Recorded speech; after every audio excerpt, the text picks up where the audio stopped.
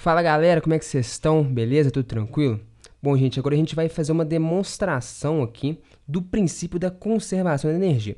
Bom, pessoal, primeiro essa demonstração ela vai ser bastante formal. A gente vai usar derivadas, a gente vai falar de forças conservativas, de gradientes. Então isso aqui é mais para quem já estudou um pouco mais de matemática, de cálculo, para entender esses conceitos. Não é nada de muito complicado, não, mas você tem que ter estudado um pouquinho de cálculo. E vai ser importante, a gente vai entender que essa conservação da energia mecânica, né?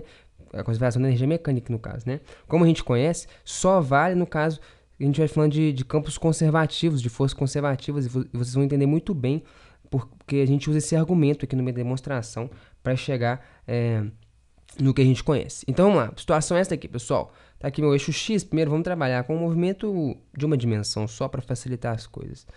Eu tenho uma força F que está atuando nesse corpo aqui, vamos dizer que um corpo de massa M, beleza?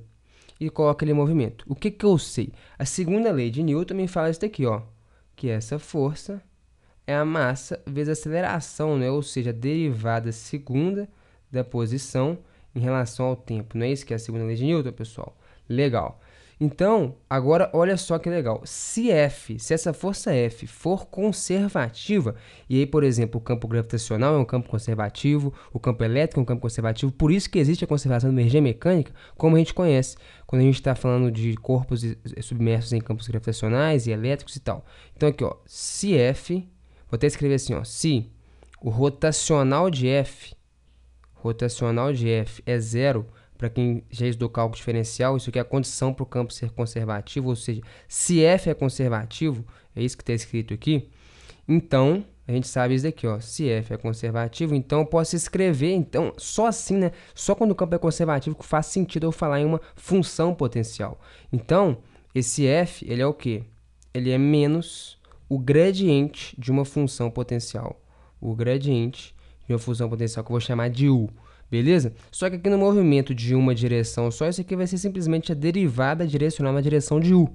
Ou seja, essa força vai ser simplesmente menos du dx, em que U é a função energia potencial. Beleza?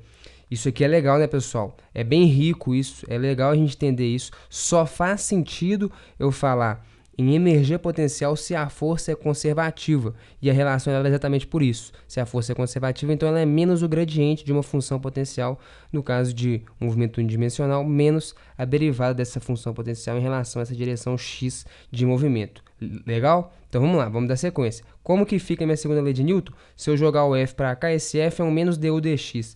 Se eu jogo para lá, vai ficar m vezes a derivada segunda da posição em relação ao tempo. Como que está menos du dx, para cá vai ficar mais du dx, isso igual a zero. Então, olha só, m vezes derivada segunda da posição em relação ao tempo. Aqui tem menos du dx. Se eu somo esse termo dos dois lados, vai ficar desse lado aqui mais du dx. Tudo isso, então, é igual a zero, beleza? Então, olha o que eu vou fazer, pessoal. Eu vou pegar e vou multiplicar os dois lados dessa equação aqui, ó, por, por dx dt. Pela velocidade, né? A derivada da posição em relação ao tempo. Então, dá uma olhada aqui como é que vai ficar isso daqui, ó. Se a gente multiplicar isso, aqui vai continuar sendo zero, né, pessoal? E aqui vai ficar o seguinte, ó. du dx, que multiplica dx dt, não é isso, pessoal? Mais m, que multiplica d2x dt2, mais não, né? Vezes, na verdade, né? Foi mal. Vezes dx dt. dx dt. Isso é igual a zero, não é? Legal. Então, como é que fica, pessoal? Olha só o que a gente vai fazer agora. O argumento é o seguinte, a gente tem que lembrar da regra da cadeia. O que é isso aqui? Eu pego o derivo em relação a x, multiplico pela derivada de x em relação a t. Eu simplesmente pegar o du dt, não é? Isso é a derivada de u em relação a t. Você pode imaginar que como se a gente simplificasse daqui. Não é bem isso, né? Isso aqui é uma regra da cadeia que está sendo aplicada. A derivada de u em relação a t é a derivada de u em relação a x vezes a derivada de x em relação a t. Isso aqui é a própria definição da regra da cadeia, não é? Legal. E isso daqui, como que eu vou escrever? Agora, vamos com calma, pessoal. Não quero que isso pareça... vai parecer um pouquinho, daqui a pouco eu explico. Vou escrever da seguinte maneira, ó. d dt. Vai parecer um pouco forçado, mas não é. Vou explicar já já. Vou escrever isso aqui assim, ó. M, que multiplica meio de dx dt ao quadrado. Vou explicar isso aqui agora. Eu sei que pode ter parecido muito forçado, mas não é. De novo, é a mesma ideia que a gente usou aqui da regra da cadeia para reescrever essa expressão, só que essa é um pouco mais complicada. Então, vamos lá. Só para você entender que a gente está falando da mesma coisa, que isso daqui, tudo aqui é igual a isso tudo aqui, vamos lá, só você derivar essa expressão. Olha como que ficaria. A massa é constante, então vai ficar um m. Derivar isso em relação ao tempo, primeiro eu derivo em relação a isso daqui. Não é? Então, o que eu faço? O 2 cai aqui, não é? Então, fica meio, o 2 cai, e aí eu diminuo uma unidade no expoente, então 2 menos 1 vai ficar expoente, 1 vai ficar simplesmente dx dt. E depois, regra da cadeia, deriva a função de dentro. Então, eu vou multiplicar pela derivada disso daqui em relação ao tempo, não é? Então, vai ficar o quê? A derivada segunda disso em relação ao tempo. Então, perceba que a gente ficou com a mesma coisa que a gente tinha ali em cima. Derivada segunda em relação ao tempo, fez a derivada primeira em relação ao tempo. Então, isso não é forçado, talvez seja um pouquinho mais difícil de enxergar, mas é uma regra da cadeia. Porque eu derivando isso daqui em relação ao tempo, eu vou derivar primeiro em relação a isso, aí cai o 2, esse meio some, fica dx dt, depois eu derivo em relação ao tempo a função interna. Então, eu derivar isso em relação ao tempo ia ficar derivada segunda disso em relação ao tempo, volto para o que eu tinha antes. Legal? Compreenderam? Então, regra da cadeia aqui também, mas reescrever esse lado, concordo que é um pouquinho mais abstrato, mas a gente não alterou a expressão. E aí, o que eu posso fazer então? Como se eu colocasse em evidência aqui agora o operador diferencial em relação ao tempo. Então, olha só, posso escrever a expressão da seguinte maneira: d dt de u mais meio de m vezes dx dt ao quadrado. Isso aqui é igual a zero. Perceba que eu não mudei minha expressão, né? Olha aqui, ó, ddt, du dt, se eu distribuir, não é? Vale a propriedade distributiva para o operador diferencial aqui, não é? A derivada da soma é a soma das derivadas. Então, eu teria du dt, se eu distribuísse, que é esse termo, mais ddt, né? Derivada em relação ao tempo, desse termo todo, né? Então, olha o que isso está falando, pessoal. Esse aqui já é o próprio princípio da conservação da energia. Está falando que essa quantidade, que é U, ou seja, a própria energia potencial, mais meio de mv2, não é? Olha que dx dt é a velocidade. Está falando que a derivada disso em relação ao tempo é zero, ou seja, a taxa de variação dessa grandeza em relação ao tempo é zero, ou seja, isso aqui não varia em relação ao tempo, isso aqui não muda. Isso aqui é uma quantidade aqui, ó, U mais K, não é? K seria energia cinética. Isso aqui é uma constante, que é a nossa energia mecânica.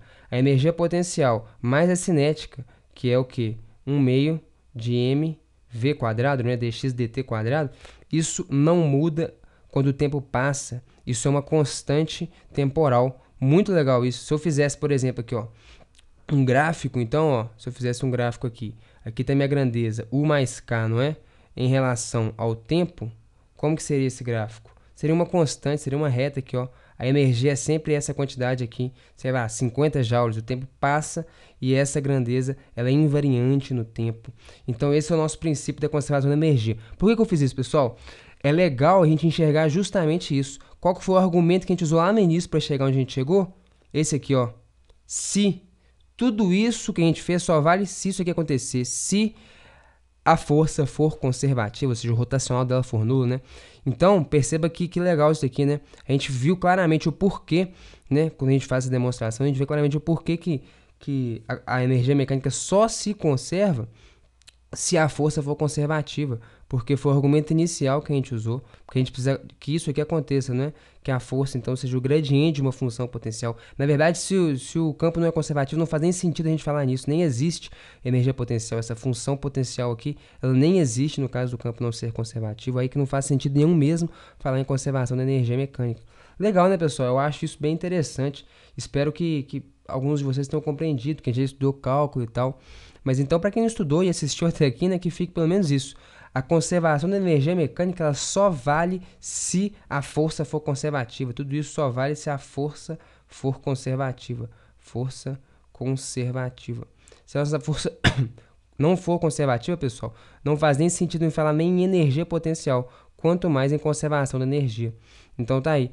E muito legal, né, pessoal, que a gente vive num universo em que o campo gravitacional é conservativo, o campo elétrico é conservativo, então duas das forças fundamentais da natureza, elas são conservativas, então vale a conservação da energia mecânica. Mas a gente poderia muito bem viver num universo aí, sei lá, que a força gravitacional fosse assim, ó, G, Eminho, Emão, lembra da lei da gravidade de Newton? Só que caísse com R ao cubo e não com R ao quadrado. O que ia acontecer? O campo não seria conservativo, não ia valer a conservação da energia. O mundo ia ser bem diferente do que a gente conhece, né, gente? Então tá aí, pessoal. Eu acho isso muito legal. Espero que tenha acrescentado aí para vocês, enriquecido vocês um pouco mais intelectualmente aí sobre o princípio, esse princípio tão bonito que é o princípio da conservação da energia mecânica, beleza? Lembrando que a energia sempre se conserva, né, pessoal? Pela primeira lei da termodinâmica, a conservação da energia mecânica é só um caso particular, né, da primeira lei da termodinâmica. A energia sempre se conserva, seja através de dissipações térmicas e tal, mas enfim, a energia ela vai se conservar sempre, uma das leis mais bonitas da física, né? Então é isso, gente. Muito obrigado pela atenção. Até a próxima e tchau.